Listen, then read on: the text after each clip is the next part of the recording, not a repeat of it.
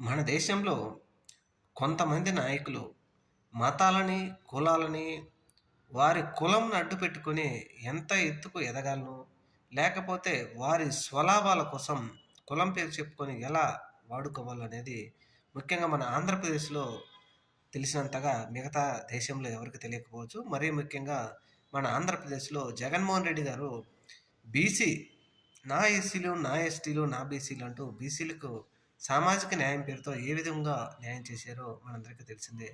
మరీ ముఖ్యంగా రాజ్యసభలో బీసీలు గళమెత్తాలి అంటూ ఆంధ్రప్రదేశ్ నుంచి ముగ్గురు నాయకులని రాజ్యసభకు పంపిస్తే కనీసం ఒక్కరు కూడా వారి కులం కోసం, వారి కులంలో అట్టడుగు ప్రాంతాల్లో చదువు లేనటువంటి వారి కోసం పోరాడుకుంటా పోరాడకుండా వారి స్వలాభం కోసం పార్టీలు మారిపోయి ఈరోజు మళ్ళీ అదే రాజ్యసభ సీటు తీసుకొని అదే రాజ్యసభలో కూర్చుంటున్నారంటే మరి ఇది రాజ్యసభలో కులం కోసం లేకపోతే పోరాటానికి పోయినారా లేకపోతే వారి స్వలాభం కోసం పోయినారా అనేది అర్థం కావటం లేదు. మరీ ముఖ్యంగా జగన్మోహన్ రెడ్డి గారు ఆయన రాజ్యసభకు బీసీని పంపాలని ఆంధ్రప్రదేశ్‌లో ఎవరూ లేనట్టుగా పొరుగు రాష్ట్రమైన తెలంగాణ నుంచి కృష్ణయ్యని తీసుకొచ్చి ఆయనని రాజ్యసభకు పంపిస్తే, ఆయన జగన్మోహన్ రెడ్డి గారికి వెన్నుపోటు పొడిచి నేను చాలా సార్లు చెప్పుకుంటూ వస్తున్నా.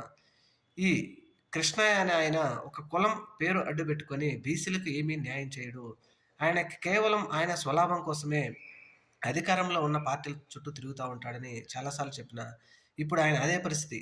ఎందుకంటే జగన్మోహన్ రెడ్డి గారు బీసీ తరపున ఆయన ఆర్ కృష్ణయ్యని పిలిపించి ఒక రాష్ట్రానికి పరిమితమయ్యే వాళ్ళు కాదు. దేశం మొత్తం రాజ్యసభలో పోరాడాలని చెప్పేసి ఆయన రాజ్యసభకు పంపిస్తే, ఆయన అధికారం కోల్పోయిన తర్వాత జగన్మోహన్ రెడ్డి గారు ప్లేటు ఫిరాయించి రాజీనామా చేసి, మళ్ళీ ఇప్పుడు బీజేపీ పార్టీ తరపున అంటే అధికారంలో బీజేపీ పార్టీ ఉంది కాబట్టి బీజేపీ పార్టీ నుంచి మళ్ళీ రాజ్యసభకు పోతున్నాడు. ఇది ఒక్కసారి మనసు మీద చెయ్యేసుకొని ఆలోచించాలి బీసీ కృష్ణయ్య గారు. బీసీ సోదరులు ఎవరైనా కూడా ఇలా మాట్లాడటం మీకు తప్పుగా అనిపించవచ్చేమో గానీ నిజంగా న్యాయమైన ఆర్ కృష్ణయ్యని గనక జగన్మోహన్ రెడ్డి గారు రాజ్యసభకు పంపించకపోయి ఉంటే అసలు ఎవరైనా పట్టించుకునే వాళ్ళ, ఆయన మొహం ఎవరైనా చూసేవాళ్ళ?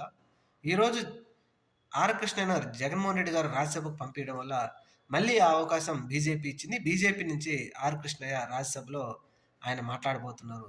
మొన్నటి వరకు అధికారం ఉన్న వైఎస్ఆర్సీపీ పార్టీలో ఉండి అధికారం పార్టీ పోయిన వెంబడే మళ్ళీ ఇప్పుడు అధికారంలో ఉన్నటువంటి బీజేపీ పార్టీ తన రాజ్యసభలోకి పోయాడు అంటే, ఒకవేళ జగన్మోహన్ రెడ్డి గారి తరపున రాజ్యసభలో ఉంటే తప్పేంది?